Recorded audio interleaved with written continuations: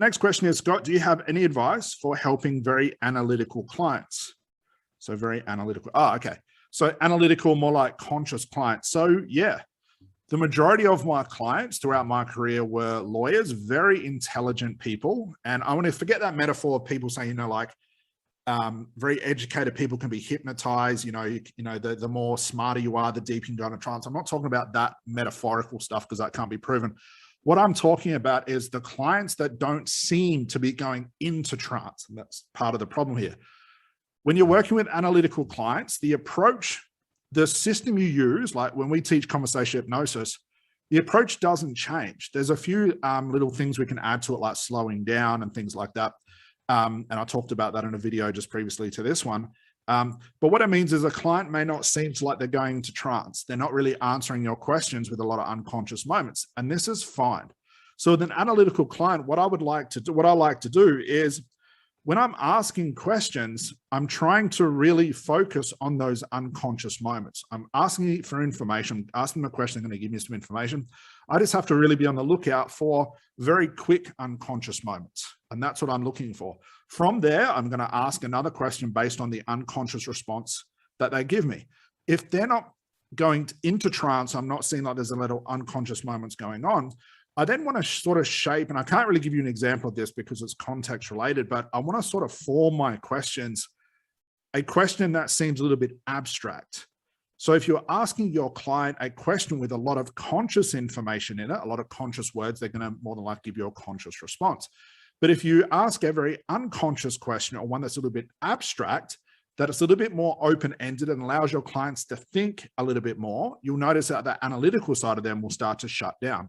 So it's a cool metaphor to say, if you want an unconscious response, which you do as therapists and coaches, you ask a more unconscious question, which is a more abstract question.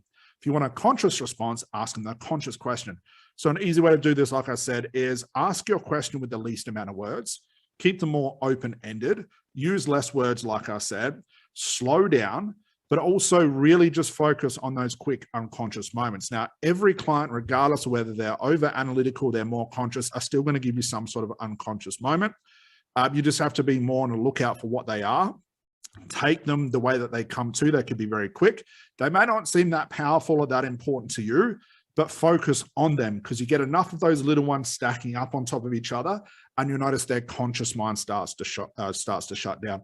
Now, I know a lot of people will say, well, if you've got a very conscious client, you want to explain hypnosis to them. You want to explain like the metaphor of the driving hypnosis, stuff like that. That's a lot of work. I'm pretty lazy when it comes to working with clients, but I do know one thing when it came to working with very analytical clients. The framing of my question gave me an almost unfair advantage to them consciously. It was very easy actually to shut down that conscious part of them. If I would ask my questions, especially around the information phase or the investigation phase, with the least amount of words, I slowed down, I took some more pauses, and I asked my question in a more abstract way, then I'd get more unconscious moments on top of that. So I can't really give you an example, like I said, because it's all context related, but hopefully that helps. Hopefully that gives you a bit of insight how to work with that. Don't be scared of analytical clients. Don't think, well, the more analytical they are, the harder it is to get them into trance, because now you're presuming and you're assuming things based on what other people have said. Test this for yourself. Here's the one thing I do suggest. If you want to really build a strong reputation in the industry, go for the very analytical clients. Work out how you can work with them, because if you can work with them with no problems and master them, when it comes to very suggestible, quote unquote, clients, it'd just be so easy for you. You'll have to do, less work and they'll be in trance for pretty much the whole time. So I would focus on working with very hard clients, learn how to work with them. Then when it comes to working with the more average suggestible clients, it's a piece of cake. So hopefully that helps. If not, let me know and hopefully that answers your question. If it doesn't answer that question, send me another email through and I'll be happy to answer it in another way. Bye for now.